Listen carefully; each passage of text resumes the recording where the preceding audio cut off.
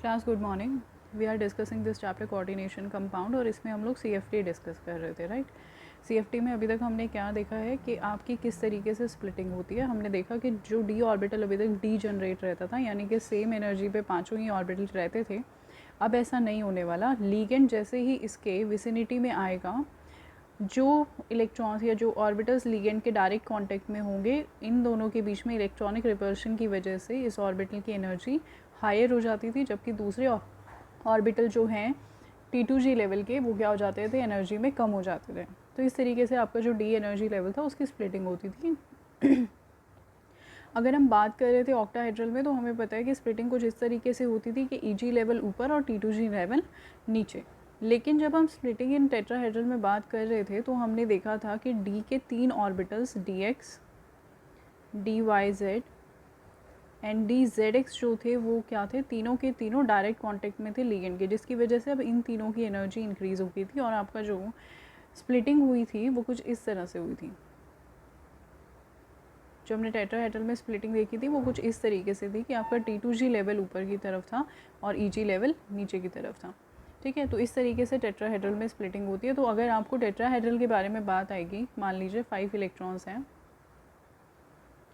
ठीक है, या 8 इलेक्ट्रॉन्स हैं, जैसे हमारे पास वो है, हमारे पास है प्लैटिनम के कंपाउंड्स हैं जो कि जनरली हमारे स्क्वायर प्लानरी बनाते हैं। तो Cl ले लीजिए आप, Cl4 ले लें, ठीक है। तो प्लैटिनम की जब आप ऑक्सीडेशन स्टेट निकालेंगे तो ये आएगी +2। +2 में प्लैटिनम होता है D8, तो प्लैटिनम D8 होगा तो 1 2। अब आप क्या करें, इलेक्ट्रॉन ऊपर भेजें या नीचे। तो याद रखिए कि हमेशा और हमेशा टेट्राहेड्रल के अंदर इलेक्ट्रॉन्स ऊपर ही जाते हैं, 3 4 5 6 7 और 8। तो ये आपकी सिचुएशन रहेगी किसी भी टेट्राहेड्रल या फिर स्क्वायर प्लानर के केस में। स्क्वायर प्लानर के केस में तो नहीं रहेगी, और ये टेट्राहेड्रल के केस में रहेगी, क्योंकि स्क्वायर प्लानर की शेप अलग होती है, उसके अंदर DX² - Y² ऑर्बिटल यूज़ होता है, ठीक है। तो DXY, DYZ और DZX यूज़ होते हैं हमारे टेट्राहेड्रल के अंदर।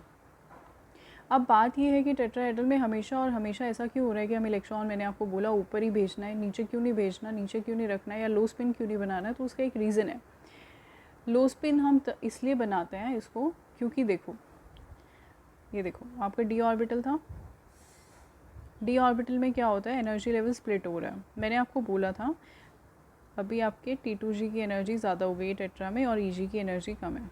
तो मैंने आपको बोला था कि अगर ये स्प्लिटिंग क्या है, कम है, तो इलेक्ट्रॉन्स आसानी से ऊपर जंप करा सकते हैं आप। तो इलेक्ट्रॉन अगर आसानी से ऊपर चले जाएंगे तो क्या बनेगा, हाई स्पिन कॉम्प्लेक्स। और मैंने आपको बोला कि टेट्राहेड्रल हमेशा और हमेशा क्या बनाते हैं, हाई स्पिन कॉम्प्लेक्सेस ही बनाते हैं। क्यों बनाते हैं, क्योंकि इनके लिए जो डेल्टा नॉट की वैल्यू होती है वो कम होती है as compare to octahedral. Tetrahedral में ये जो स्प्लिटिंग होती है, ये जो एनर्जी डिफरेंस होता है, ये इतना ज़्यादा नहीं होता। क्यों नहीं होता उसको समझो। टेट्राहेड्रल के अंदर आपके पास कितने लिगेंड्स आ रहे हैं, टेट्राहेड्रल ज्योमेट्री बनाने के लिए आपको कितने लिगेंड्स की ज़रूरत होती है, 4। ऑक्टा बनाने के लिए कितने चाहिए होते हैं, ऑक्टाहेड्रल ज्योमेट्री के लिए आपको चाहिए होते हैं 6 लिगेंड्स, और यहाँ आपको चाहिए थे 4 लिगेंड्स। आपको पता है जितने ज़्यादा लिगेंड्स होंगे उतनी ज़्यादा क्या होती है, रिपल्शन होगी। रिपल्शन जितनी ज़्यादा होगी, एनर्जी ऑर्बिटल की उतनी ज़्यादा इंक्रीज़ करेगी, और जितना ज़्यादा आपका ऊपर वाला एनर्जी लेवल ऊपर की तरफ होगा, आपके डेल्टा नॉट की वैल्यू उतनी ही ज़्यादा होगी। लेकिन टेट्राहेड्रल के अंदर क्योंकि ऑक्टाहेड्रल से कम लिगेंड्स होते हैं, सिर्फ 4 लिगेंड होते हैं, तो ये लिगेंड सफिशिएंट नहीं है इतनी ज़्यादा रिपल्शन क्रिएट करने के लिए कि डेल्टा नॉट की वैल्यू क्या हो जाए, ज़्यादा हो जाए। तो यहाँ पर क्योंकि नंबर ऑफ़ लिगेंड कम है, ठीक है, कितने लिगेंड कम है, 2 लिगेंड कम है, या मैं कहूँ there are 2/3 times of octahedral ligands. तो इसीलिए इसकी स्प्लिटिंग भी क्या हो जाती है, ऑक्टाहेड्रल के 2/3 टाइम्स। देखो टेट्रा में आपके पास क्या होता है, टेट्रा में आपके पास कितने लिगेंड्स होते हैं, 4। आपके पास 4 लिगेंड्स हैं, और ऑक्टा में मैं कहूँ कितने हैं, 6।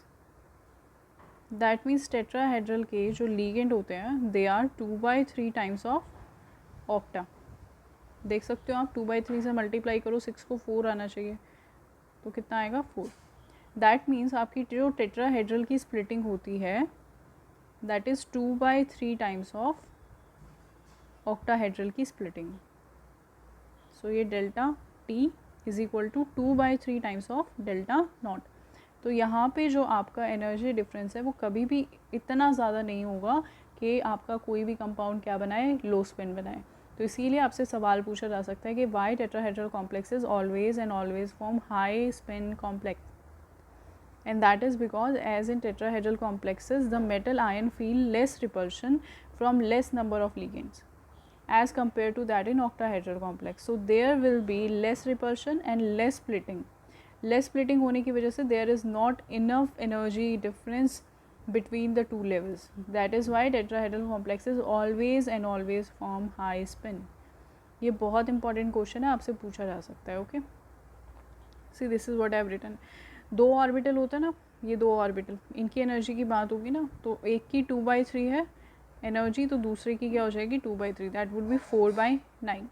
ठीक है, तो इसीलिए क्या हो जाती है 4/9 हो जाती है. चलिए आगे चलते हैं. आप लोगों से इसके टेट्राहेड्रल के ऊपर तो जनरली कॉम्प्लेक्स बना के नहीं पूछा जाता है हमेशा, और हमेशा यही होता है कि ऑक्टाहेड्रल के ऊपर आपको कॉम्प्लेक्स बनाकर पूछा जाता है. इसके लिए आपको डायग्राम ड्रॉ करना होता है. तो ये हमने अच्छे से डिस्कस कर लिया था. Now we have to discuss the factors on which delta naught depend. Splitting किस किस फैक्टर के ऊपर डिपेंड करती है, कितनी स्प्लिटिंग होगी, ये कौन कौन से फैक्टर्स डिसाइड करेंगे. पहला है नेचर ऑफ लीगेंड. ये तो सबसे पहले हमने पढ़ ही लिया था कि जितना स्ट्रॉन्ग लीगेंड होगा वो उतनी ही ज़्यादा रिपल्शन करेगा, जिसकी वजह से स्प्लिटिंग ज़्यादा होगी और डेल्टा नॉट की वैल्यू भी ज़्यादा होगी. वीक लिगेंड हालांकि क्या करते थे, ज़्यादा रिपल्शन शो नहीं करते थे, तो उनके केस में स्प्लिटिंग भी कम होती थी और उनके डेल्टा नॉट की वैल्यू भी क्या आती थी, कम. तो यानी कि आपके पास जो 3 केस हैं EN, CN और CO, ये 3 लिगेंड्स ऐसे हैं जो कि क्या करते हैं, सबसे ज़्यादा डेल्टा नॉट की वैल्यू देते हैं. नेक्स्ट है oxidation state of metal. Metal की ऑक्सीडेशन स्टेट से कैसे पता चलेगा, मैं बताती हूँ आपको. देखो, मेटल के ऊपर जितना ज़्यादा चार्ज होगा, पॉजिटिव होता है ना मेटल के ऊपर चार्ज, इसका मतलब लीगेंड की उसके साथ अट्रैक्शन उतनी ही ज़्यादा होगी. Attraction with ligand will be greater.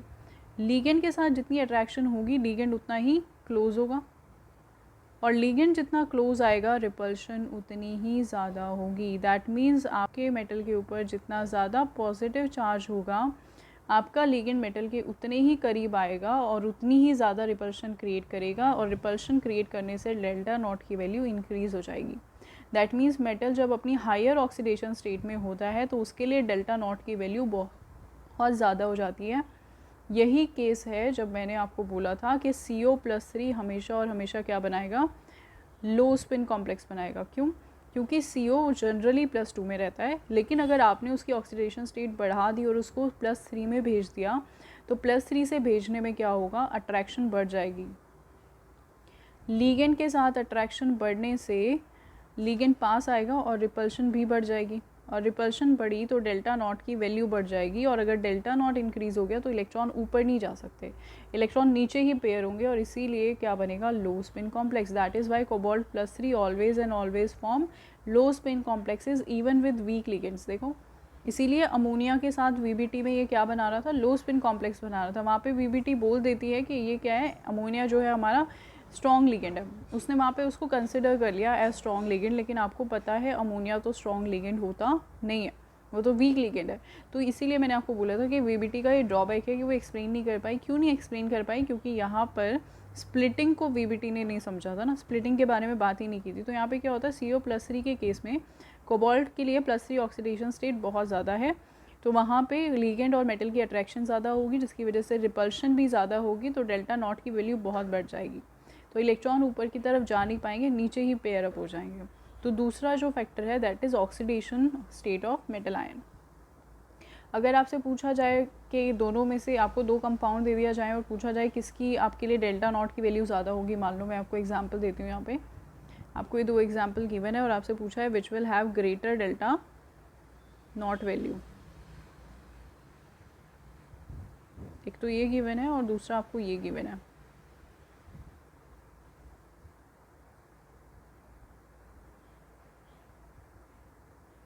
ये देखो, लीगेंड भी सेम है, मेटल भी सेम है, क्या डिफरेंट है? Oxidation state. तो यहाँ आप देखोगे ज़्यादा ऑक्सीडेशन स्टेट है, तो दैट मीन्स यहाँ पर डेल्टा नॉट की वैल्यू क्या होगी? ज़्यादा होगी। और अगर फर्स्ट पॉइंट के अकॉर्डिंग कंसिडर करें, मान लीजिए आपको ये वाला केस दिया है और एक केस आपको एक और दे दिया, ये वाला दे दिया। अब देखो यहाँ पे कोबाल्ट +3 में है, यहाँ पर भी कोबाल्ट +3 में ही आएगा जब आप ऑक्सीडेशन स्टेट निकालेंगे। यहाँ पर अमोनिया है लीगेंड और यहाँ पर क्या है? साइनाइड। आपको पता है cyanide is a stronger ligand, तो इसकी वजह से जितना ज़्यादा स्ट्रॉन्ग लीगेंड होगा उसके अंदर डेल्टा नॉट की वैल्यू उतनी ज़्यादा होगी। तो यहाँ पे इस वाले एग्जाम्पल में डेल्टा नॉट की वैल्यू इसके कंपैरिजन में क्या होगी? ज़्यादा होगी। ऐसा एग्जाम्पल आपको कहीं पर भी देखने को नहीं मिलेगा जिसमें ऑक्सीडेशन स्टेट भी चेंज हो रही हो और साथ ही साथ लीगेंड भी चेंज हो रहा हो। हम दोनों फैक्टर को एक साथ कंसिडर नहीं कर सकते। हम एक बार में एक ही फैक्टर को कंपेयर कर सकते हैं, दूसरे फैक्टर को नहीं कर सकते। तो एक बार में एक ही वेरिएबल मिलेगा आपको, दूसरे वाली चीज़ कांस्टेंट रहेगी। या तो लीगेंड बदल जाएगा, ऑक्सीडेशन स्टेट सेम रहेगा, या फिर ऑक्सीडेशन स्टेट बदल जाएगा और लीगेंड सेम रहेगा। चलिए नेक्स्ट देखते हैं nature of metal ion. Metal ion का नेचर देख लेते हैं। मेटल का साइज़ जितना ज़्यादा होगा, मेटल का साइज़ जितना ज़्यादा होता है, यानी कि जितना बड़ा आपका एटम होता है वो उतनी ही ज़्यादा रिपल्शन फील करता है लीगेंड के साथ, क्योंकि ऑब्वियसली उसका इलेक्ट्रॉन क्लाउड उतना ही बड़ा होगा और इसीलिए लीगेंड के कांटेक्ट में जल्दी आएगा। जितना ज़्यादा बड़ा इलेक्ट्रॉन क्लाउड होगा मेटल के कांटेक्ट में उतनी जल्दी आने की वजह से, लीगेंड के कांटेक्ट में उतनी जल्दी आने की वजह से क्या होगा? उसके अंदर इलेक्ट्रॉनिक रिपल्शन उतनी ज़्यादा होंगी और इसीलिए उसके लिए डेल्टा नॉट की वैल्यू भी क्या हो जाएगी? ज़्यादा हो जाएगी। तो जितना ज़्यादा आपके पास मेटल का साइज़ होगा उसका इलेक्ट्रॉन क्लाउड उतना ही बड़ा होगा, तो लीगेंड के साथ उतनी जल्दी कांटेक्ट में आने की वजह से उतनी जल्दी रिपल्शन होगी और इसीलिए डेल्टा नॉट की वैल्यू बढ़ जाएगी। यही वजह है कि जब आप सेकंड से थर्ड ट्रांजिशन सीरीज़ में जाएंगे तो जो थर्ड ट्रांजिशन सीरीज़ के एलिमेंट्स होते हैं या जो मेटल होते हैं वो क्या करते हैं? लो स्पिन कॉम्प्लेक्स बनाते हैं। तो ये क्वेश्चन बहुत इंपॉर्टेंट है, आपसे पूछा जाएगा why generally third transition series elements या metal have greater tendency to form low spin complexes because they have greater size, due to which they get easily diffused or repelled by ligand and hence they have greater delta naught value। तो इसकी वजह से भी क्या होता है? आपके delta not की वैल्यू इंक्रीज़ हो जाती है। नेक्स्ट देखिए ज्योमेट्री ऑफ कोऑर्डिनेशन एंटिटी। ये भी बहुत डिपेंड करता है कि आपकी ज्योमेट्री क्या है, क्योंकि भाई अगर ऑक्टाहेड्रल है तो आपके पास क्या होंगे? 6 लिगेंड्स होंगे। 6 लिगेंड है, 6 लिगेंड से रिपल्शन होगी तो ज़्यादा रिपल्शन होगी तो स्प्लिटिंग ज़्यादा होगी। टेट्राहेड्रल में अभी हमने पढ़ा हालांकि 4 लिगेंड्स होते हैं, तो नंबर ऑफ़ लिगेंड कम हो गए हैं। नंबर ऑफ़ लिगेंड कम होने से रिपल्शन कम होगा और डेल्टा नॉट की वैल्यू भी कम हो जाएगी। तो ये 4 फैक्टर हमने पढ़े जिसके ऊपर क्या करता है? हमारा कोई भी डेल्टा नॉट की स्प्लिटिंग डिपेंड करती है, ठीक है, या फिर स्प्लिटिंग डिपेंड करती है। चलिए नेक्स्ट हम पढ़ते हैं कलर किस वजह से आता है। तो कलर मैंने आपको पहले भी बता दिया था कि कलर अभी तक हम पढ़ते आए हैं डी ट्रांजिशन। मैंने आपको बोला कभी भी ट्रांजिशन की बात आ जाए, कोऑर्डिनेशन कंपाउंड की बात आ जाए, आपको एक ही नाम लिखना है and that is D transition. तो देखो इसमें होता क्या है, आपको पता है डी एनर्जी का जो ऑर्बिटल है वो भी स्प्लिट हो गया है 2 एनर्जी लेवल्स में। तो जब नीचे वाला एनर्जी लेवल का अनपेयर्ड इलेक्ट्रॉन एनर्जी लेकर ऊपर जाएगा और जब ऊपर से नीचे वापस आएगा तो कुछ एनर्जी छोड़ेगा। इस एनर्जी की फ्रीक्वेंसी जिस कलर से कॉरस्पॉन्ड करेगी वो कलर हमें नज़र आएगा, ठीक है। ग्राउंड स्टेट में नीचे था तो इलेक्ट्रॉनिक कॉन्फ़िगरेशन T2G1 EG0 थी, लेकिन एक्साइटेड स्टेट में इलेक्ट्रॉन ऊपर गया तो इलेक्ट्रॉनिक कॉन्फ़िगरेशन क्या हो जाएगी? T2G0 EG1। अब देखो कलर किस चीज़ पर डिपेंड करता है, ये तो हमें पता चल गया कि कलर आएगा इसकी वजह से। तो इसके लिए 2 कंडीशन है, पहला तो ये कि स्प्लिटिंग होनी चाहिए डी ऑर्बिटल में, और दूसरा ये कि आपके पास क्या होना चाहिए? अनपेयर्ड इलेक्ट्रॉन होना चाहिए। ये दोनों ही बातें होगी। तो अब डिपेंड करता है कि कलर की इंटेंसिटी, ऐसा क्यों है कि कुछ कलर्स लाइट होते हैं और कुछ कलर डार्क होते हैं कॉम्प्लेक्स के लिए। तो वो देखो जितनी ज़्यादा यहाँ पर स्प्लिटिंग होगी उतनी ही एनर्जी लिबरेट होगी। देखो भाई जितनी ज़्यादा स्प्लिटिंग होगी उतनी ज़्यादा एनर्जी एब्जॉर्ब करके ये ऊपर आएगा, नीचे आने के लिए भी क्या करेगा? उतनी ज़्यादा एनर्जी छोड़ेगा, यानी कि फ्रीक्वेंसी उतनी ही ज़्यादा होगी। और आपको पता है जितनी ज़्यादा फ्रीक्वेंसी कलर उतना ही इंटेंस, ठीक है। तो अगर डेल्टा नॉट की वैल्यू आपके पास ज़्यादा है तो इसका मतलब आपके इलेक्ट्रॉन ने ज़्यादा एनर्जी एब्जॉर्ब की है, तो वो ज़्यादा एनर्जी लिबरेट भी करेगा। तो यानी कि जो फ्रीक्वेंसी उसने छोड़ी है उसकी वैल्यू ज़्यादा है, तो इंटेंस कलर आएगा आपके कॉम्प्लेक्स का। तो जो स्ट्रॉन्ग लिगेंड्स होते हैं वो क्या करते हैं? डेंस कलर शो करते हैं।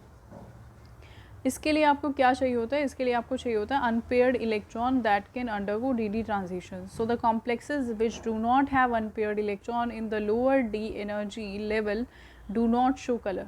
अगर आपके पास D0 है तो नीचे कोई इलेक्ट्रॉन ही नहीं है, तो ऊपर कौन जाएगा, एक्साइटेशन कौन करेगा. तो D0 जिसकी भी इलेक्ट्रॉनिक कॉन्फ़िगरेशन है वो कलर शो नहीं करता. सिमिलरली अगर आपके कॉम्प्लेक्सेस D10 हैं तो सभी इलेक्ट्रॉन पेयर्ड हैं, तो आपकी ट्रांजिशन होगी कहाँ पे, सब रूम्स तो भरे हुए हैं, तो इसीलिए वहाँ पर भी ट्रांजिशन नहीं होती और आपका जो कंपाउंड होता है वो कलर्ड नहीं होता. जैसे कि एग्जांपल आपके सामने लिखे हुए हैं, इन सब की इलेक्ट्रॉनिक कॉन्फ़िगरेशन क्या होती है, D10 होती है, और टाइटेनियम +4 की क्या होगी, D0. इसीलिए इनके जो सॉल्ट्स होते हैं वो कलर्ड नहीं होते. तो आई होप ये आपको समझ में आया होगा. अच्छा, क्योंकि हम कलर की बात कर रहे हैं तो कॉम्पिटिटिव एग्जाम्स के पॉइंट ऑफ व्यू से मैं आपको बता दूं, एक सवाल आपसे पूछा जाता है कि बहुत ही कॉमन आपने एक कंपाउंड देखा है KMnO4, राइट. इसको अगर मैं लिखूं तो ऐसे लिखूंगी MnO4 नेगेटिव. यहाँ पर मैंगनीज़ की ऑक्सीडेशन स्टेट है +7. इलेक्ट्रॉनिक कॉन्फ़िगरेशन लिखे ज़रा, मैंगनीज़ की कितनी होती है, 4s2 3d5. 7 इलेक्ट्रॉन्स आपको इसमें से निकालने हैं, सब के सब निकल जाएंगे. तो इसकी इलेक्ट्रॉनिक कॉन्फ़िगरेशन किसके बराबर आएगी, नोबल गैस के बराबर आएगी. यानी कि इसके पास कोई भी अनपेयर्ड इलेक्ट्रॉन तो है ही नहीं ना. 4s0 हो गया, 3d0 हो गया. तो अगर इसके पास अनपेयर्ड इलेक्ट्रॉन नहीं है तो मुझे एक बात बताएं कि इतना डेंस पर्पल कलर कैसे शो कर सकता है. अभी मैंने आपको बताया कलर के लिए रिक्वायरमेंट क्या है, अनपेयर्ड इलेक्ट्रॉन का होना. लेकिन अभी आपको पता चल गया कि Mn के अंदर +7 में तो कोई इलेक्ट्रॉन ही नहीं है, तो वो ट्रांजिशन भी नहीं करेगा. तो कलर किस वजह से आता है, और वो भी इतना डेंस और इंटेंस कलर होता है पोटेशियम परमैंगनेट का. वो डेंस कलर इस वजह से होता है, ये बात सही है. यहाँ पे डी ट्रांजिशन नहीं होगा क्योंकि डी ऑर्बिटल में इलेक्ट्रॉन ही नहीं है. बट द थिंग इज़ कि यहाँ पे होता क्या है, ये आपका मेटल है Mn है, इसके डी ऑर्बिटल खाली हैं, राइट. लिगेंड आपके पास है, ऑक्सीजन आपके पास है, इसके पास क्या है, लोन पेयर ऑफ इलेक्ट्रॉन्स. तो यहाँ पर क्या होता है, इसके लोन पेयर ऑफ इलेक्ट्रॉन्स इसके डी ऑर्बिटल को ऑक्यूपाई करते हैं. तो ये क्या हुआ, इलेक्ट्रॉन्स का मूवमेंट. क्या है ये, इलेक्ट्रॉन का मूवमेंट. और एक एटम से दूसरे एटम के एनर्जी ऑर्बिटल में जाने के लिए तो क्या चाहिए, और भी ज़्यादा एनर्जी चाहिए. जितनी आपको एक डी ऑर्बिटल से दूसरे डी ऑर्बिटल में जाने के लिए चाहिए थी, उससे ज़्यादा एनर्जी रिक्वायर्ड होती है लिगेंड से मेटल के ऑर्बिटल में जाने के लिए. यानी कि यहाँ पे एनर्जी और भी ज़्यादा होगी और इसीलिए कलर जो होगा वो और भी ज़्यादा इंटेंस होगा. दैट्स वाई हम लोग कहते हैं कि पोटेशियम परमैंगनेट इतना डेंस कलर शो करता है, because of ligand to metal charge transfer. इसको हम बोलते हैं ligand to metal charge transfer, कि आपके ऑक्सीजन से निकल के जो चार्ज है वो किसकी तरफ जा रहा है, मेटल की तरफ जा रहा है. और इस इलेक्ट्रॉनिक मूवमेंट की वजह से क्या हो रहा है, कलर अराइज हो रहा है. So this is all about colour theory. Now coming on to the stability of complex compounds, कि आप कैसे पता लगाएंगे कि आपको कोई भी कोऑर्डिनेशन कंपाउंड कितना स्टेबल है और कितना नहीं. तो उससे पहले हम लोग देख लेते हैं कि कोई भी कोऑर्डिनेशन कंपाउंड बनता कैसे है. ये कोऑर्डिनेशन कंपाउंड एक स्टेप का काम नहीं होता है, स्टेप बाय स्टेप बनता है, और ये इक्विलिब्रियम रिएक्शन होती है. तो कॉपर को अगर आपको बनाना है 4 कोऑर्डिनेटेड लिगेंड के साथ, तो क्या होगा, copper ion +4 ammonia, reversible reaction होगी और क्या बना लेगा, कॉम्प्लेक्स बना लेगा. और इसके लिए आपको पता है इक्विलिब्रियम कांस्टेंट की वैल्यू क्या होती है, प्रोडक्ट की कंसंट्रेशन डिवाइडेड बाय रिएक्टेंट की कंसंट्रेशन. तो ये रहा प्रोडक्ट और ये रहे आपके दोनों रिएक्टेंट, और इसको हम बोलते हैं स्टेबिलिटी कांस्टेंट. यहाँ पर ये इक्विलिब्रियम कांस्टेंट नहीं होता, बल्कि क्या होता है, स्टेबिलिटी कांस्टेंट. अब हम देखते हैं स्टेप बाय स्टेप बनता कैसे है. तो देखो, सबसे पहले आपके पास एक लिगेंड आएगा, Ml बनेगा. इसके लिए इक्विलिब्रियम कांस्टेंट हो जाएगा K1, प्रोडक्ट की कंसंट्रेशन डिवाइडेड बाय रिएक्टेंट की कंसंट्रेशन. अब यही वाला कॉम्प्लेक्स यहाँ आएगा, दूसरे लिगेंड के साथ जुड़ेगा और ये वाला कंपाउंड बनाएगा. इसके लिए K2 की वैल्यू क्या हो जाएगी, प्रोडक्ट डिवाइडेड बाय रिएक्टेंट. अब ये फिर से अनदर स्टेप में जाएगा, दोबारा से एक लिगेंड को उठाएगा और इसके लिए क्या हो जाएगा, प्रोडक्ट बाय रिएक्टेंट. ये दोबारा से नेक्स्ट स्टेप में जाएगा, एक और लिगेंड को अपने ऊपर कैरी करेगा, and finally you will get your coordination compound. अब बात आती है कि टोटल इक्विलिब्रियम कांस्टेंट क्या होगा. तो आपको पता है जब सारी रिएक्शंस को आप ऐड करते हो, जब रिएक्शन ऐड होती हैं तो उनके जो इक्विलिब्रियम कांस्टेंट हैं वो क्या होते हैं, मल्टीप्लाई. क्या हो जाते थे, मल्टीप्लाई हो जाते थे. ये ऑपरेशन आई गेस आप सभी को याद होगा. तो अगर आप यहाँ पर स्टेबिलिटी लिखना चाहें, इसकी स्टेबिलिटी कांस्टेंट जिसको हम बीटा से रिप्रेजेंट करते हैं, ठीक है। इक्विलिब्रियम कांस्टेंट को हम क्या कह रहे हैं, स्टेबिलिटी कांस्टेंट, क्योंकि भाई जितना ज़्यादा स्टेबल होगा उतनी जल्दी क्या बनेगा, ये बनेगा, और जितनी जल्दी बनेगा इसकी कंसनट्रेशन उतनी ज़्यादा होगी, और न्यूमरेटर जितना ज़्यादा होगा उतनी ज़्यादा आपके K4 की वैल्यू होगी। तो इक्विलिब्रियम कांस्टेंट अल्टीमेटली हमें स्टेबिलिटी बता रहा है आपके कोऑर्डिनेशन कंपाउंड की। कोऑर्डिनेशन कंपाउंड जितना ज़्यादा होगा उसकी वैल्यू उतनी ही ज़्यादा होगी। तो यहाँ पे अगर हमें B4 की वैल्यू निकालनी हो तो हम कैसे निकालेंगे, इंडिविजुअल इक्विलिब्रियम कांस्टेंट्स को हम मल्टीप्लाई कर देंगे। तो ये जो वैल्यू आपके पास आती है ये कहलाती है स्टेबिलिटी कांस्टेंट। तो जितनी ज़्यादा Ks या बीटा की वैल्यू होगी उतना ज़्यादा आपका मॉलिक्यूल क्या होगा, स्टेबल होगा। और अगर डिसोशिएशन कांस्टेंट की बात आती है तो डिसोशिएट कौन जल्दी होगा, जो अनस्टेबल होगा, यानी कि dissociation constant is inversely proportional to stability constant. तो ये बात आपको पता होनी चाहिए। आपको किन्हीं भी दो कंपाउंड के, कॉम्प्लेक्स कंपाउंड्स के क्या दे दिए जाएंगे, स्टेबिलिटी की कांस्टेंट दे दिए जाएंगे। फॉर एग्जांपल आपके एनसीईआरटी में क्वेश्चन भी है, एक Ml6 कंपाउंड है नेगेटिव, दूसरा उन्होंने Mx6 नेगेटिव ले लिया, इसका स्टेबिलिटी कांस्टेंट 10 की पावर -2 है और इसका स्टेबिलिटी कांस्टेंट 10 की पावर -1 है। आपसे पूछा दोनों में से कौन सा ज़्यादा स्टेबल कंपाउंड है, तो ऑब्वियसली इसके स्टेबिलिटी कांस्टेंट की वैल्यू ज़्यादा है, तो ये क्या होगा, ज़्यादा स्टेबल। इसके अलावा कौन कौन से फैक्टर्स हैं जो किसी भी कॉम्प्लेक्स कंपाउंड की स्टेबिलिटी को अफेक्ट करते हैं, वो हम देख लेते हैं। सबसे पहला है चार्ज। मेटल आयन के ऊपर चार्ज जितना ज़्यादा होगा, आपको पता है वो लिगेंड को अपनी तरफ उतनी ही ज़्यादा अच्छे तरीके से क्या करेगा, अट्रैक्ट करेगा, और इसी वजह से उसकी स्टेबिलिटी क्या हो जाएगी, increase. So greater the charge on metal ion या greater the charge density over metal ion, greater will be the stability of the coordination compound. Next obviously अगर हम चार्ज डेंसिटी की बात कर रहे हैं तो साइज़ इसमें इंक्लूड हो जाता है, लेकिन फिर भी अगर आपको देखना हो अलग से तो देखो क्या देखोगे, जितना कम छोटा साइज़ होगा, साइज़ जितना छोटा होगा मेटल का, देखो ये दोनों सेम मेटल है, इसके ऊपर भी +2 है, इसके ऊपर भी +2 है, लेकिन यहाँ पर ये जो चार्ज है वो ज़्यादा इफेक्टिव होगा because it is concentrated on a smaller atom, जबकि यहाँ का जो चार्ज है वो क्या होगा, कम इफेक्टिव होगा because it is diffused on a greater size of atom. तो इसीलिए हमेशा और हमेशा जितना छोटा मेटल का साइज़ होता है उसकी चार्ज जो है वो उतना ही ज़्यादा इफेक्टिव होता है। तो इसीलिए स्मॉलर साइज़ होने की वजह से क्या होगा, चार्ज डेंसिटी ज़्यादा होगी, और चार्ज डेंसिटी ज़्यादा है तो क्या होगा, स्टेबिलिटी ज़्यादा होगी। तो यहाँ पर देख सकते हो आप सभी मेटल्स की आपको ऑक्सीडेशन स्टेट सेम गिवन है, लेकिन जैसे जैसे आप लेफ़्ट टू राइट जा रहे हो साइज़ क्या हो रहा है, डिक्रीज़। साइज़ डिक्रीज़ होने से क्या होगा, चार्ज डेंसिटी इंक्रीज़ हो जाएगी, जिसकी वजह से वो लिगेंड को ज़्यादा अच्छे से अट्रैक्ट कर पाएगा और स्टेबिलिटी इंक्रीज़ हो जाएगी। तो इस तरीके से आपसे क्वेश्चन पूछे जा सकते हैं। Next is chelate effect. तो आपको पता ही है, अगर आपके पास चिलेटिंग लिगेंड है, चिलेटिंग लिगेंड कोई भी प्रेजेंट है तो वो क्या होता है, ज़्यादा स्टेबल होता है। तो इस तरीके से आप क्या कर सकते हैं, बता सकते हैं। मैंने आपको पहले भी क्वेश्चन करवाए थे तो बताया था। तो चिलेटिंग लिगेंड जितने भी होंगे वो ज़्यादा क्या होंगे, स्टेबल होते हैं। Next is the basic strength of ligand. Basic strength मतलब इलेक्ट्रॉन देने की टेंडेंसी। तो जितना ज़्यादा बेसिक होगा, जितना ज़्यादा बेसिक होगा आपका लिगेंड, उतना ही जल्दी वो इलेक्ट्रॉन डोनेट करेगा। जितनी जल्दी इलेक्ट्रॉन डोनेट करेगा उतनी जल्दी बॉन्ड बनेगी और इसीलिए आपका कंपाउंड क्या होगा, ज़्यादा स्टेबल। सो फॉर एग्जांपल अगर आपसे पूछा जाए अमोनिया और PH3 दोनों के पास लोन पेयर ऑफ इलेक्ट्रॉन है, दोनों में से कौन ज़्यादा अच्छा लिगेंड है, तो जो भी जल्दी इलेक्ट्रॉन दे देगा वो ज़्यादा अच्छा लिगेंड होगा। आपको पता है यहाँ पर loan pair of electrons nitrogen के ऊपर प्रेजेंट है और यहाँ पर loan pair of electron phosphorus के ऊपर प्रेजेंट है। तो ये बात हम पी ब्लॉक में कर चुके थे कि यहाँ पर छोटे से एटम के ऊपर लोन पेयर कंसनट्रेटेड है, जिसकी वजह से इसकी इलेक्ट्रॉन डेंसिटी क्या होगी, ज़्यादा। नंबर ऑफ इलेक्ट्रॉन सेम है बट इलेक्ट्रॉन डेंसिटी क्या है, ज़्यादा। तो नाइट्रोजन जल्दी इलेक्ट्रॉन डोनेट करेगा and ammonia will be a better ligand as compare to phosphine.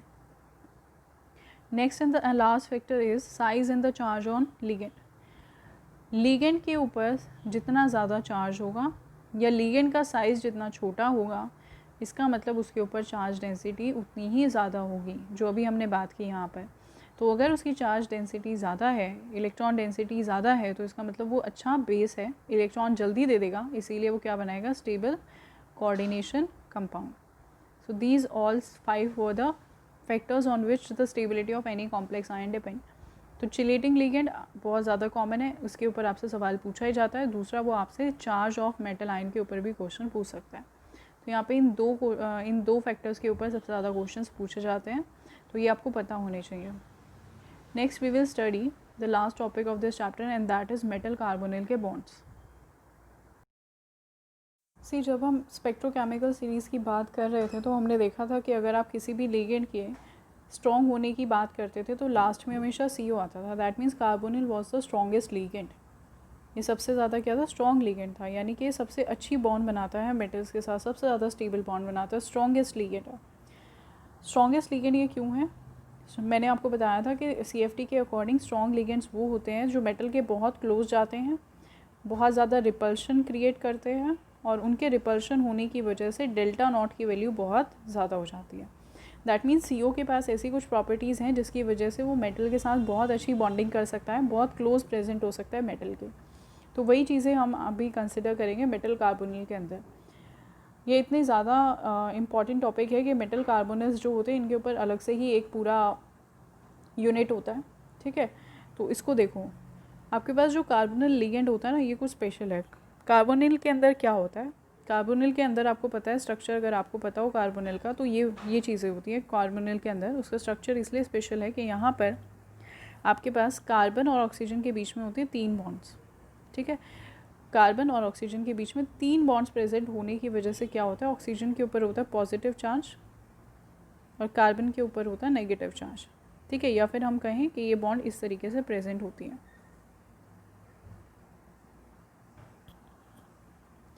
चलो, अब इससे क्या हो रहा है, यहाँ पर अगर आपको नज़र आ रहा हो तो आपको पता है कि कार्बन जनरली क्या बनाता है, 4 बॉन्ड बनाता है, लेकिन अभी कितनी बनाई हुई है इसने, 3। ऑक्सीजन के पास 2 लोन पेयर ऑफ इलेक्ट्रॉन होते हैं, लेकिन क्योंकि इसने तीसरी बॉन्ड खुद से बनाई हुई है तो इसीलिए तीसरी बॉन्ड में 2 इलेक्ट्रॉन जा चुके हैं।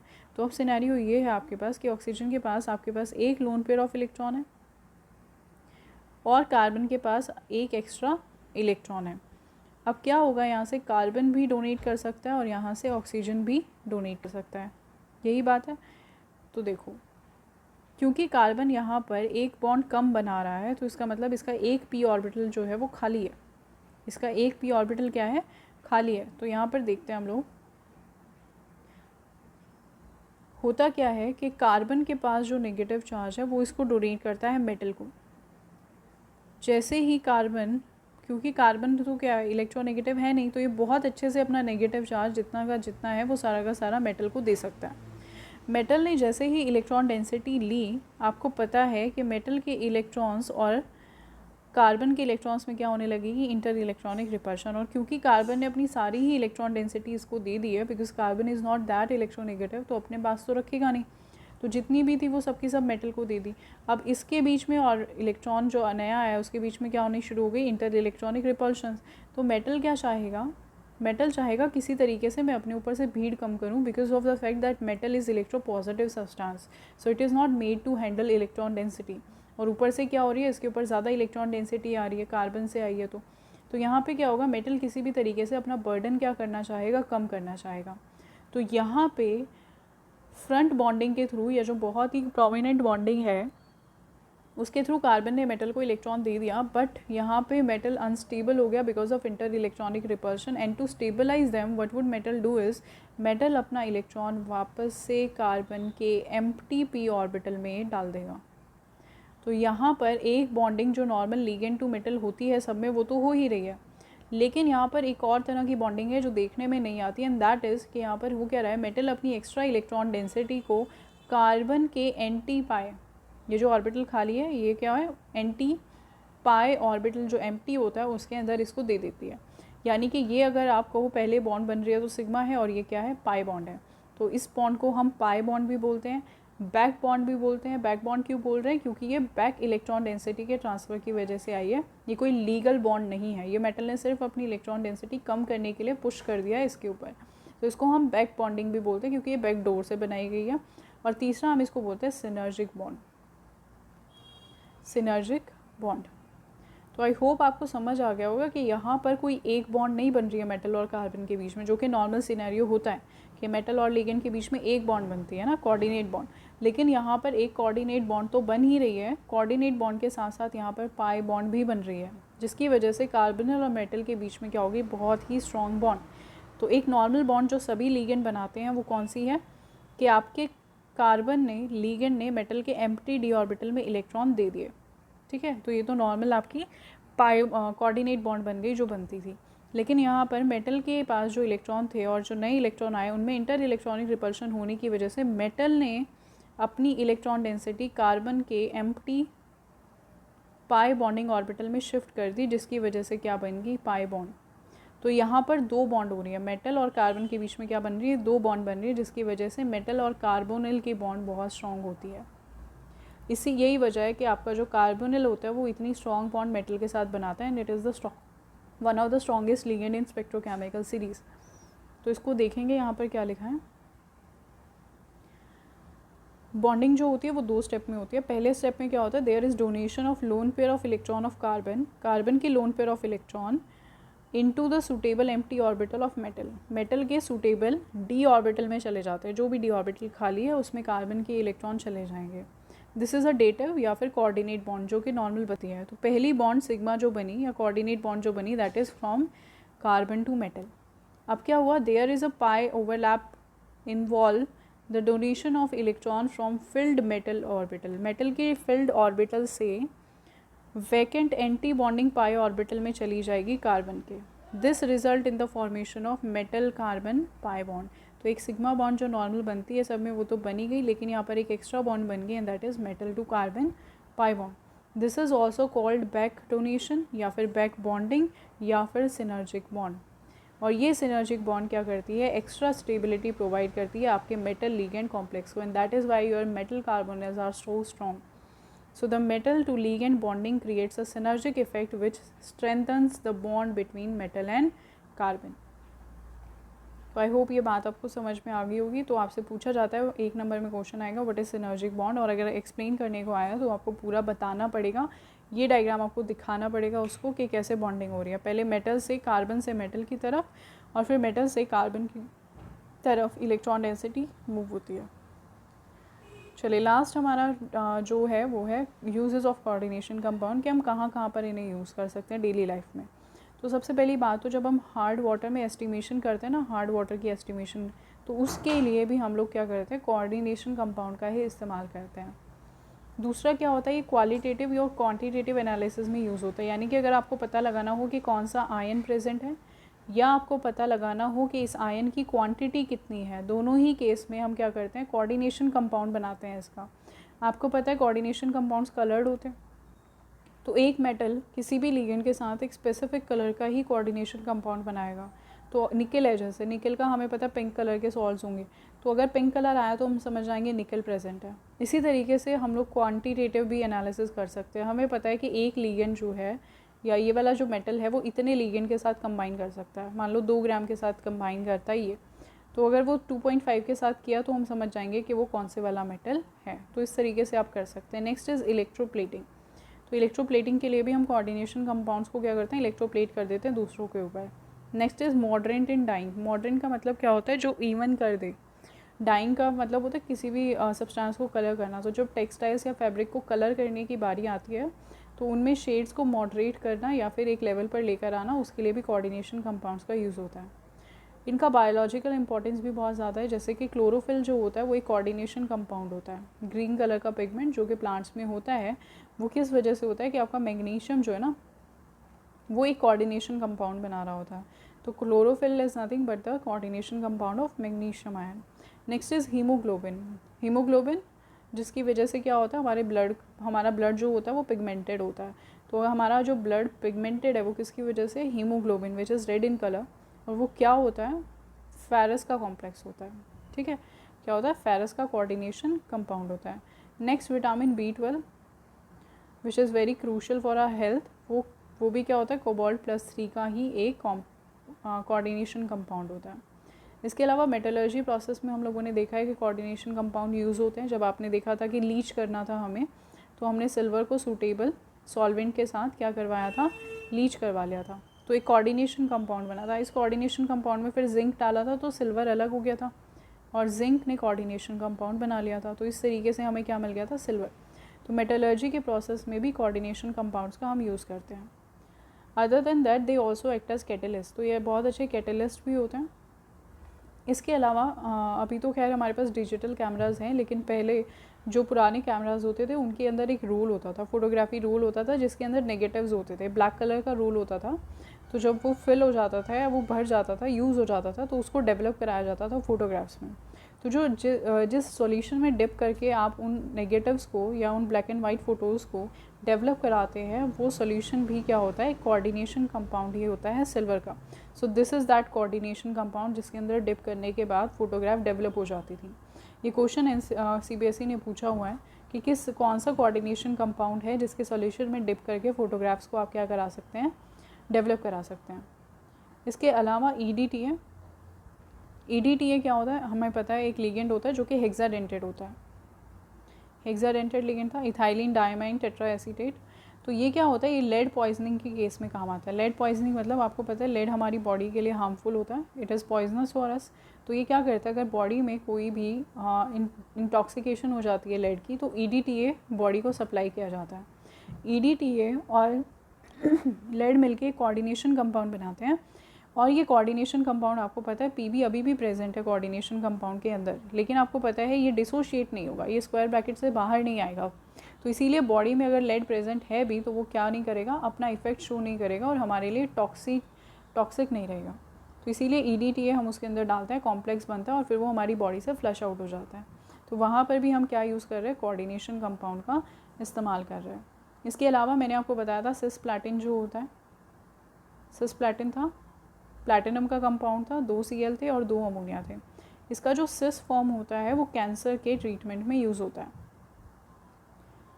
सो कीमोथेरेपी में क्या किया जाता है, सिस्प्लैटिन का इस्तेमाल किया जाता है, which is again a coordination compound. तो ये क्वेश्चन भी CBSE पूछ चुका है और हमने पहले इसको पढ़ा है। और ये बात भी हमने की थी कि कैसे स्टीरियो आइसोमेरिज्म इतना इंपॉर्टेंट हो जाता है। सेम कंपाउंड है, सेम सारी चीज़ें हैं, लेकिन अगर Cl की बॉन्ड्स और अमोनिया की बॉन्ड्स साथ साथ लगी हैं तो वो कैंसर को ठीक कर सकती हैं। लेकिन अगर यही बॉन्ड्स आपकी ट्रांस में प्रेजेंट हो जाएं या एक दूसरे के अपोजिट प्रेजेंट हों तो इनका कोई भी कीमोथेरेप्यूटिक इफेक्ट नहीं होगा। So that how important stereochemistry is. So this is all about coordination compound की थ्योरी। इसके बाद हम जो करेंगे that is the discussion of NCERT questions. Questions हैं ये हमने डिस्कस नहीं किए हैं, they are related to VBT, तो इनको डिस्कस कर लेते हैं, देख लेते हैं। See the question says explain on the basis of VBT that this compound is square planar, जबकि ये वाला कंपाउंड जो होता है वो क्या होता है, पैरामैग्नेटिक भी होता है और टेट्राहेड्रल भी होता है। तो आप बता सकते हैं जब आप इसकी VBT के अकॉर्डिंग हाइब्रिडाइजेशन निकालेंगे तो CN होने की वजह से जो D8 इलेक्ट्रॉन्स होते हैं वो क्या हो जाएंगे, पेयर अप। तो 1 2 3 4 5 6 7 8, सो एक D ऑर्बिटल खाली हो जाएगा तो इसकी हाइब्रिडाइजेशन आएगी DsP2। DsP2 होने की वजह से स्क्वायर प्लानर होगा, साथ ही साथ सारे इलेक्ट्रॉन्स पेयर अप हो गए हैं तो इसीलिए डायमैग्नेटिक भी होगा। Now coming on to the next compound that is NiCl4। तो NiCl4 में आपको पता है क्लोरीन वीक लिगेंड है, पेयरिंग नहीं होगी इलेक्ट्रॉन्स की तो आगे की तरफ मूव कर जाएगा आपका लिगेंड, तो S और P3 ले लेगा, हाइब्रिडाइजेशन आएगी sp3 और 2 अनपेयर्ड इलेक्ट्रॉन रह जाएंगे, तो इसीलिए नेचर कैसा होगा, पैरामैग्नेटिक। नेक्स्ट क्वेश्चन पे बिल्कुल सेम है कि NiCl4 पैरामैग्नेटिक है, अभी आपने देखा है 2 अनपेयर्ड इलेक्ट्रॉन है, जबकि NiCN4 डायमैग्नेटिक है। NiCN4 डायमैग्नेटिक क्यों होता है, क्योंकि ये क्या करता है, ये इलेक्ट्रॉन्स की पेयरिंग करा देता है। क्यों पेयरिंग कराता है, क्योंकि ये क्या है आपका स्ट्रॉन्ग लिगेंड। नेक्स्ट देखें, Fe+3 is strongly paramagnetic whereas FeCN6 is weakly paramagnetic. देखो खुद ही बोल रहा है कि ये क्या है, पैरामैग्नेटिक है लेकिन कैसा, स्ट्रॉन्ग पैरामैग्नेटिक। ये भी पैरामैग्नेटिक है लेकिन वीकली है। वीकली पैरामैग्नेटिक का मतलब क्या हुआ, लेस अनपेयर्ड इलेक्ट्रॉन्स। जितने ज़्यादा अनपेयर्ड इलेक्ट्रॉन होते हैं उतना ज़्यादा पैरामैग्नेटिक होता है। तो देख लेते हैं एक बार सिचुएशन क्या है, दोनों में ही Fe+3 है। Fe+3 एक बार H2O है तो वीक लिगेंड है, वीक लिगेंड पेयरिंग नहीं कराएगा, तो इसके अंदर Fe+3 जो है उसकी इलेक्ट्रॉनिक कॉन्फ़िगरेशन क्या होती है, D5। तो 5 अनपेयर्ड इलेक्ट्रॉन अनपेयर्ड ही रहेंगे क्योंकि पेयरिंग नहीं होगी, water is a week ligand. तो यहाँ पे अगर आप देखोगे तो 5 अनपेयर्ड इलेक्ट्रॉन्स आएंगे। यहाँ पे देखते हैं, जैसे ही CN आएगा तो वो क्या करेगा, इन दोनों की पेयरिंग करा देगा, इन दोनों की पेयरिंग करा देगा, ये दोनों बॉक्स खाली हो जाएंगे। अब क्या बचा, सिर्फ एक ही अनपेयर्ड इलेक्ट्रॉन बचा। तो यहाँ पर एक अनपेयर्ड इलेक्ट्रॉन होने की वजह से इट इज़ वीकली पैरामैग्नेटिक, जबकि यहाँ पे 5 अनपेयर्ड इलेक्ट्रॉन होने की वजह से it is strongly paramagnetic. Now next question says that explain Cobalt+3 is an inner orbital complex whereas this is an outer orbital complex। तो वही वाली बात, देखो वीबीटी ने क्या बोला था, वीबीटी ने यहाँ पर कोबाल्ट अमोनिया के साथ जब लिया तो उसने बोल दिया अमोनिया स्ट्रॉन्ग लिगेंड है तो पेयरिंग हो गई। लेकिन यहाँ पर तो क्या है, सेम अमोनिया ही है, तो यहाँ पर उसने पेयरिंग क्यों नहीं कराई। तो इसको देख लेते हैं एक बार कि ऐसा क्यों हो रहा है कि ये क्या कर रहा है, इनर ऑर्बिटल कॉम्प्लेक्स कर रहा है, दिखा रहा है, और ये क्या कर रहा है, आउटर ऑर्बिटल कॉम्प्लेक्स बता रहा है। और इनर और आउटर ऑर्बिटल कॉम्प्लेक्स का आपको पता है कि किसने दिया था कंसेप्ट, वीबीटी ने दिया था। तो इसको वीबीटी के अकॉर्डिंग ही हमें एक्सप्लेन करना पड़ेगा। सीएफटी ने तो खैर इसका लॉजिकल आंसर दिया था, लेकिन वीबीटी ने क्या बोल दिया था वो देख लेते हैं। वीबीटी ने कहा था कि अमोनिया क्या होता है, स्ट्रॉन्ग लिगेंड होता है, जबकि एक्चुअल रीज़न क्या होता है कि इसकी ऑक्सीडेशन स्टेट क्या होती है, +3 में हमने देखा कि इतनी ज़्यादा स्प्लिटिंग हो जाती है कि इलेक्ट्रॉन ऊपर नहीं जा पाता, तो नीचे ही पेयर अप हो जाता है। लेकिन वीबीटी के अकॉर्डिंग कैसे एक्सप्लेन करना है वो देखो। कोबाल्ट +3 की oxidation state electronic configuration D6 होगी। तो इलेक्ट्रॉन्स कुछ इस तरीके से प्रेजेंट होंगे, 1 2 3 4 5 6। अमोनिया आप क्या कर रहे हो, स्ट्रॉन्ग लिगेंड कंसिडर कर रहे हो वीबीटी के अकॉर्डिंग, तो ये इलेक्ट्रॉन यहाँ जाएगा और ये इलेक्ट्रॉन यहाँ जाएगा। तो लास्ट के जो डी ऑर्बिटल्स थे ये वैकेंट हो जाएंगे और अब आपका लिगेंड आके इनको ऑक्यूपाई कर सकता है। ठीक है, तो इसीलिए क्या होगा, इनर ऑर्बिटल कॉम्प्लेक्स बन जाएगा। लेकिन निकल के केस में ऐसा क्यों नहीं हुआ, क्योंकि निकल ऑलरेडी क्या है, +2 ऑक्सीडेशन स्टेट में, और निकल +2 जब होता है तो इसकी इलेक्ट्रॉनिक कॉन्फ़िगरेशन D8 होती है। अगर आप D8 में पेयरिंग कराओगे भी, ये बहुत इंपॉर्टेंट है, इसको ध्यान से सुनेंगे। अगर आप D8 में पेयरिंग करा भी देते हैं, मान लीजिए ये D8 हो गया, इसमें अगर आपने पेयरिंग करा भी दी, लिगेंड अमोनिया आपने स्ट्रॉन्ग लिया है वीबीटी ने, तो इसमें अगर वो पेयरिंग करा भी देता है तो सिर्फ एक डी ऑर्बिटल खाली होगा। लेकिन आपको ऑक्टाहेड्रल बनाने के लिए D2sp3 चाहिए, 2 डी ऑर्बिटल चाहिए। एंड रिमेंबर दोनों के दोनों एक ही एनर्जी लेवल के होने चाहिए, ऐसा नहीं कि एक 3D से ले लिया, एक 4D से ले लिया। तो यहाँ पे अमोनिया को 2D चाहिए, लेकिन अगर यहाँ पे इलेक्ट्रॉन्स ऑलरेडी इतने ज़्यादा हैं, पेयरिंग कराने पर भी एक ही डी ऑर्बिटल वैकेंट होगा। तो इसीलिए क्या करेगा, चुपचाप आगे वाला जाके डी ऑर्बिटल ऑक्यूपाई कर लेता है और इसीलिए क्या बनाता है, आउटर ऑर्बिटल कॉम्प्लेक्स। सो ये इसका एक्चुअल रीज़न है अकॉर्डिंग टू वीबीटी। नेक्स्ट देखिए, predict the unpaired electron in square planar complex. तो इसके आपके स्क्वायर प्लानर में कॉम्प्लेक्स में बताने हैं कितने अनपेयर्ड इलेक्ट्रॉन होंगे। प्लैटिनम +2 में है, D8 होगी, इलेक्ट्रॉनिक कॉन्फ़िगरेशन साइनाइड है, स्ट्रॉन्ग लिगेंड है। एक ऑर्बिटल चाहिए स्क्वायर प्लानर बनाने के लिए, तो क्या होगा, ये सिचुएशन है, स्ट्रॉन्ग लिगेंड आएगा, इस पेयर अप कराएगा। यहाँ पर एक डी ऑर्बिटल खाली हो गया, क्यों हो गया, क्योंकि यहाँ पे स्क्वायर प्लानर ज्योमेट्री थी और स्क्वायर प्लानर के लिए हाइब्रिडाइजेशन DsP2 होती है। यहाँ पे आपको एक ही ऑर्बिटल चाहिए डी का, 2 नहीं चाहिए, तो इसीलिए यहाँ पर हो गया ये। तो इसीलिए यहाँ पर ये क्या होगा, इलेक्ट्रॉन पेयर अप हो जाएगा और यहाँ पे एक भी अनपेयर्ड इलेक्ट्रॉन नहीं रहेगा, तो 0 नंबर ऑफ अनपेयर्ड इलेक्ट्रॉन यहाँ पर होंगे। सी नेक्स्ट क्वेश्चन क्या कहता है, hexa aqua manganese contain 5 unpaired electron while hexacyano contain only 1 unpaired electron, explain according to CFT। तो यहाँ पे उसने स्पेसिफिकली मेंशन किया है कि CFT के अकॉर्डिंग बताना है। मैंगनीज है, +2 में है, तो इलेक्ट्रॉनिक कॉन्फ़िगरेशन हो जाएगी D5 बना दो, 1 2 3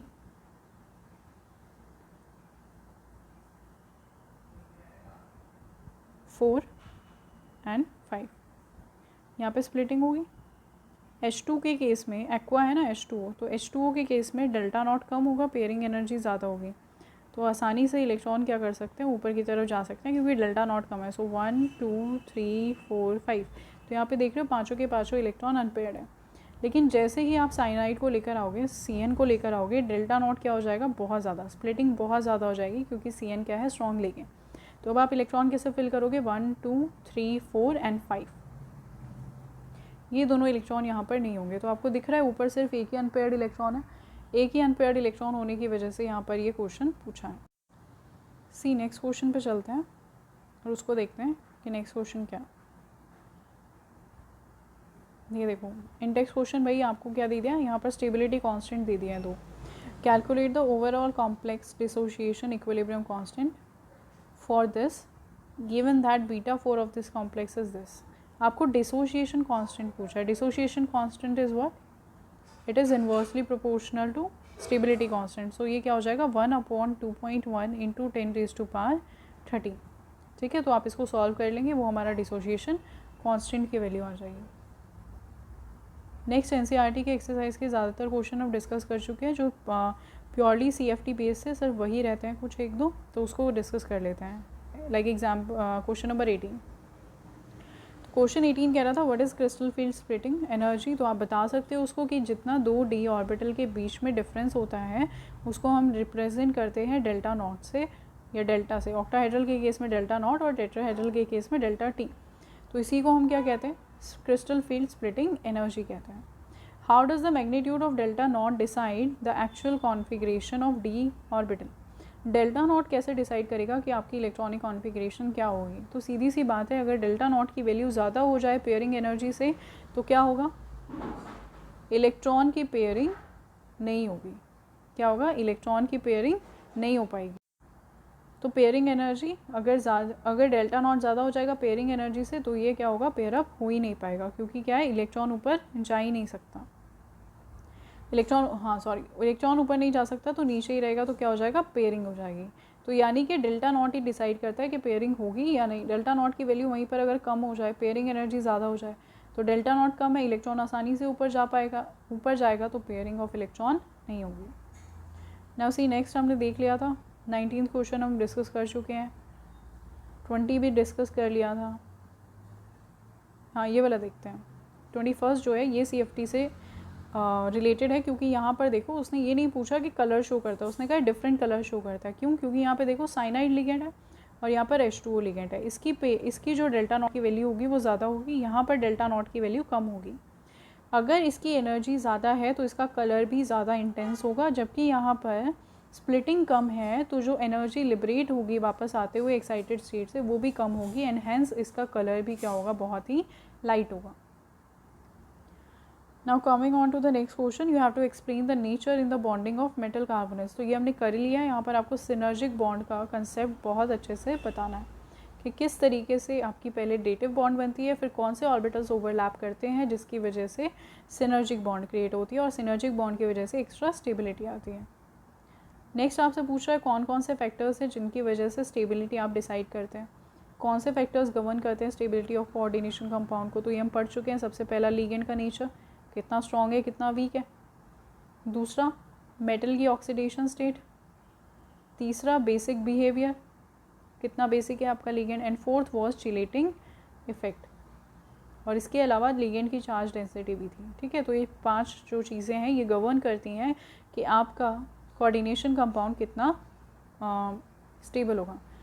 नेक्स्ट आपसे रोल पूछा है कोऑर्डिनेशन कंपाउंड का in biological system. Biological system में आप बता सकते हो क्लोरोफिल प्रेजेंट होता है, हीमोग्लोबिन प्रेजेंट होता है, तो ये दोनों ही क्या होते हैं, कोऑर्डिनेशन कंपाउंड होते हैं। मेडिसिनल केमिस्ट्री में आप बता सकते हैं कि हमारा जो सिस्प्लैटिन है वो कैंसर के ट्रीटमेंट के लिए यूज़ होता है। एनालिटिकल केमिस्ट्री क्या होती है, एनालिटिकल केमिस्ट्री आपके क्वालिटेटिव और क्वांटिटेटिव एनालिसिस होता है। ठीक है, तो उसको जब हम करते हैं वो ब्रांच कहलाती है एनालिटिकल केमिस्ट्री। तो टाइट्रेशंस और क्वांटिटेटिव एनालिसिस और क्वालिटेटिव एनालिसिस में भी हम इसका यूज़ करते हैं। That is how it has application in analytical chemistry. Next is extraction and metallurgy process. तो आप इसमें एक्सप्लेन कर सकते हो कि कैसे आपने लीचिंग के प्रोसेस में सिल्वर को लीच आउट कराया था using coordination compound. Next I guess these are all the question that I've already discussed. Yes, ये last question बहुत important, question number 32, and it's very interesting. See, what will be the correct order for the wavelength of absorption in visible region? आपसे पूछा है यहाँ पर जो absorption होगा, आपको पता है ना इलेक्ट्रॉन लोअर एनर्जी लेवल से एनर्जी एब्जॉर्ब करके हायर एनर्जी लेवल पर जाता है। तो उसने पूछा है कि इस एब्जॉर्प्शन का जो लेमडा होगा उसका ऑर्डर बताइए। तो देखो लेमडा तो हमने डायरेक्ट कुछ नहीं पढ़ा, स्प्लिटिंग में हमने क्या पढ़ा है, स्प्लिटिंग में हमने पढ़ा है एनर्जी। यहाँ से यहाँ तक जाने पर हमने क्या पढ़ा है, डेल्टा नॉट पढ़ा है हमने। ये क्या होती है, एनर्जी होती है, and energy you know H new होती है। इसको एक्सपैंड करोगे तो एच सी बाय लेमडा होती है, यानी कि energy is inversely proportional to lambda. That means जिस इलेक्ट्रॉन के ट्रांजिशन में जितनी ज़्यादा एनर्जी होगी उसके लिए वेवलेंथ की वैल्यू उतनी ही कम होगी। तो ये बहुत इंपॉर्टेंट है, इसको मैं साइड में लिख देती हूँ और यहाँ से हम ये क्वेश्चन सॉल्व कर लेंगे। तो देखते हैं। सबसे पहले आपको ये देखो आयन कौन कौन सा दिया है, तो सब में देखोगे तो कॉमन है Ni+2। That means oxidation state same है। वेरी क्या कर रहा है, लिगेंड। तो ये हमने देखा था, आपको वो ऐसे ही पूछेगा। यहाँ पर देखो NO2 है, यहाँ पर अमोनिया है और यहाँ पर वाटर है। सबसे स्ट्रॉन्ग यहाँ पर सिर्फ क्या चेंज हो रहा है, लिगेंड। तो सबसे स्ट्रॉन्ग देखो यहाँ पे कौन सा लिगेंड है, यहाँ पे अमोनिया। उसके बाद कौन होता है, वाटर। उसके बाद कौन होता है, NO2। तो ये आपकी स्ट्रॉन्गनेस ऑफ लिगेंड की ऑर्डर है। अगर अमोनिया सबसे ज़्यादा स्ट्रॉन्ग लिगेंड है, दैट मीन्स इसके लिए डेल्टा नॉट की वैल्यू सबसे ज़्यादा होगी, स्प्लिटिंग एनर्जी सबसे ज़्यादा होगी, यानी कि इसकी वेवलेंथ क्या होगी इसके ट्रांजिशन की, सबसे कम। तो आपको कैसे लिखना है, करेक्ट ऑर्डर लिखना है। दैट मीन्स अमोनिया के लिए आपकी लेमडा की वैल्यू सबसे कम होगी, तो ये सबसे लास्ट में आएगा। उसके बाद वाटर आता है, वाटर के लिए इंटरमीडिएट होती है एनर्जी, तो इसके लिए लेमडा जो होगा वो इंटरमीडिएट होगा। और लास्ट में आएगा NO2, इसकी एनर्जी सबसे कम है, तो इसकी वेवलेंथ क्या होगी, सबसे ज़्यादा। तो आपका करेक्ट ऑर्डर जो हो जाएगा वेवलेंथ ऑफ एब्जॉर्प्शन के लिए, वो होगा कुछ ये। अगर आप डिक्रीजिंग ऑर्डर में लिखते हैं तो ये होगा सबसे पहले this, then you would have to deal with इसका वेवलेंथ सबसे ज़्यादा होगा क्योंकि एनर्जी कम थी। Next we have water and at the end we will have ammonia. तो इस तरीके से आपसे क्वेश्चन पूछा जा सकता है, ठीक है। ये बहुत ही इंटरेस्टिंग है, तो इसको एक बार खुद से ट्राई करना। यहाँ तक हम लोग क्या कर चुके हैं, हम सारे के सारे कोऑर्डिनेशन कंपाउंड चैप्टर को कवर कर चुके हैं। टॉपिक्स हमने देख लिए और उनसे रिलेटेड सारे NCERT के एग्जाम्पल, इंटेक्स और एक्सरसाइज क्वेश्चंस भी कवर कर लिए हैं। अब आपको प्रैक्टिस पेपर जो दिया गया है, आप उसके प्रैक्टिस पेपर्स में से प्रीवियस ईयर के क्वेश्चंस करना शुरू करेंगे। साथ ही साथ सोल्यूशंस भी दिए हुए हैं, ताकि अगर किसी बच्चे को कोई प्रॉब्लम हो तो वो रेफ़र कर सके। इसके बाद इस चैप्टर का टेस्ट लिया जाएगा, तो आप इस चैप्टर को प्रिपेयर कर लीजिए ताकि ये टेस्ट आप अच्छे से अटेम्प्ट कर सको और आपके कंसेप्ट क्लियर हो सके। So that's it for today class. Thank you.